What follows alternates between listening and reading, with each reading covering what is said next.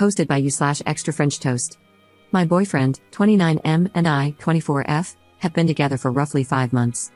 For Christmas, one of my gifts was an Xbox. A while back, I was reading something out loud to him from a gaming news site, and I mentioned that Ninja makes something like $500K a month on Twitch. Since learning this, he has wanted to become a streamer. Now every time he plays a game, he streams it. I stated in my title that he's trying to become a streamer, but he really isn't trying at all. He's just streaming what's on his screen from his Xbox with no face cam or even a mic. He told me he's really shocked he doesn't have many viewers. I gently tried explaining to him that streaming/YouTube is all about your personality, but to no avail. He's also really camera shy and doesn't even have many pictures of himself over the years, to the point where his mother gave up on trying to get him into family photos.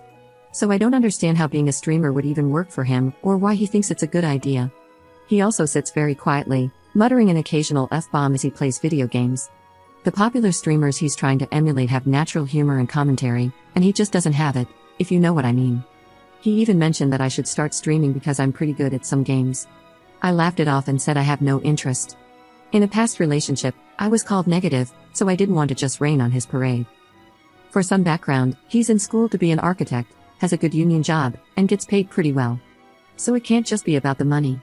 This week, I was out doing errands, and he said he was going to pick up his laundry and the groceries for me to cook dinner before I got there. When I did arrive, he was sitting in his room in boxers, streaming for no viewers, and the laundry and groceries still hadn't been picked up, even though it had been about 6 hours.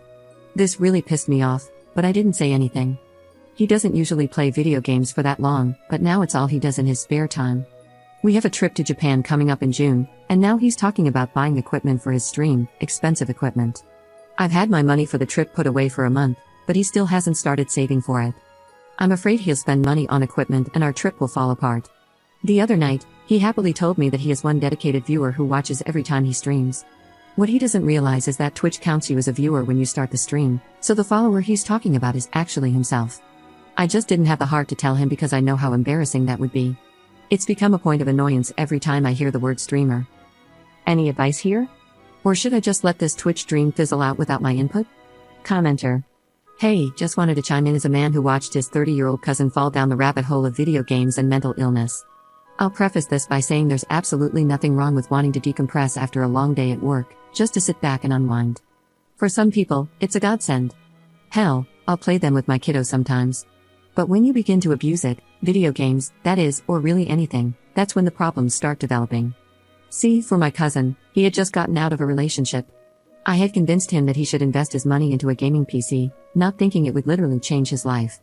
First, it started out with him playing these innocent MMOs, Star Wars. It was cool, we bonded, played for a while, and that was that. But then he started obsessing over this new universe. I would call him, and he'd be on this game. I'd text him, and he'd still be on this damn game. After a while, I just stopped talking to him because literally the only thing he'd talk about was that effing video game. He would play from the time he got up to the time he went to bed. 16 hours a day. 16 hours he would play Star Wars. A few years had passed, and I went to visit him, and I was utterly disgusted with what I saw. Effing dog crap on the floor, just left there. He was smoking in the house, with 2-liter bottles of Mountain Dew overflowing his garbage can. I saw him step over the dog crap while heating up leftover Hot Pockets. I just couldn't believe it. He had developed agoraphobia during this time and absolutely refused to leave the house.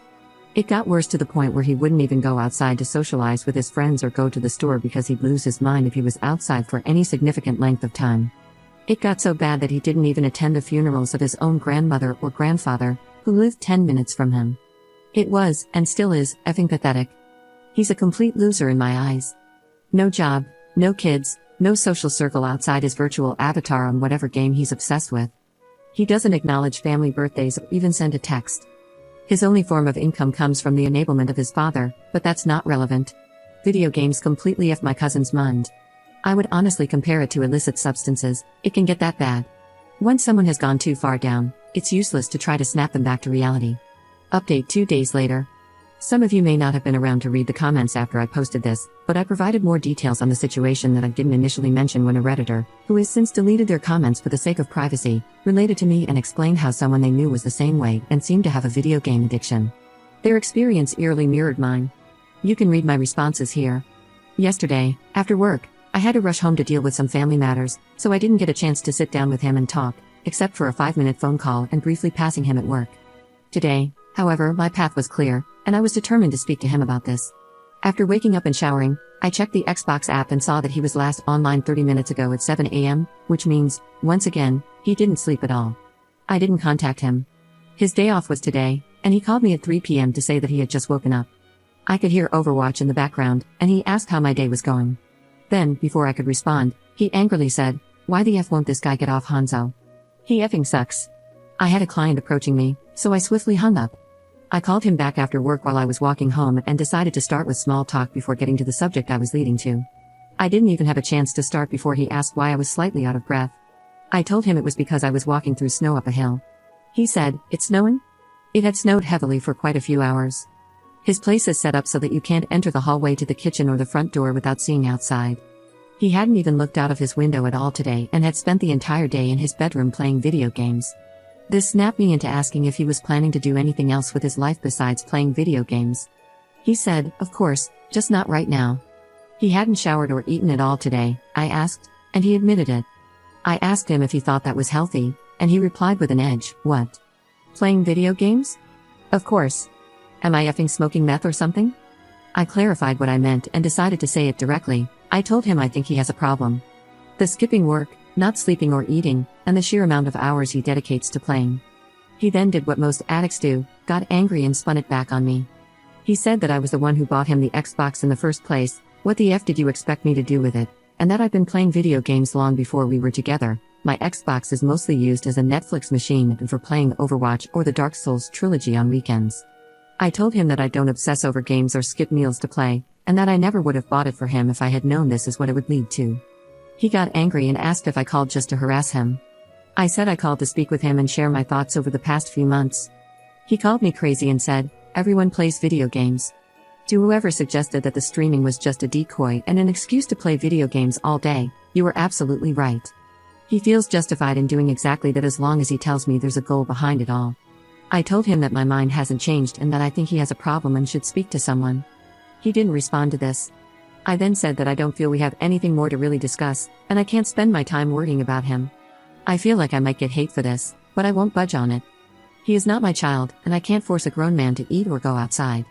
I've done my research and slept on it. Many people PM'd me and commented to share their stories about dealing with a loved one with video game addiction or being in his shoes themselves. This is not a battle I want to fight. He's not the person I met last year. He responded in a very mellow voice, saying he knows he's been inattentive and would like a chance to make it up to me. He said he wanted to go on a date tomorrow. I declined, and he started rambling about how perfect I am for him. I once thought the same. He kept going, saying I'm being ridiculous, and started listing things he could be doing instead of playing video games, such as, "I'm not a drinker, I don't cheat," etc. I'm sad because, before we dated, he really was a good friend. I told him that I was almost home and had to go. He stayed quiet for a while and then said okay. The fact that the video game noises didn't stop during the entire phone call didn't go unnoticed by me. He only lowered the volume, but not enough. I didn't bring it up because I don't think he would have gotten off even if I had asked. We hung up, and that was that. Fortunately, I only see him in passing at work, and I will now make sure not to see him at all. It's a huge building, so it won't be hard. I'd also like to note that I received some very unpleasant PMs, calling me an absolute BTCH for not supporting him in playing video games, and saying that I'll regret everything when he becomes a famous streamer. Some even suggested that I only care about him skipping work and potentially being fired because I'm in it for his money. I'm prepared for more of those messages now that I've decided to walk away. And I am still going to Japan.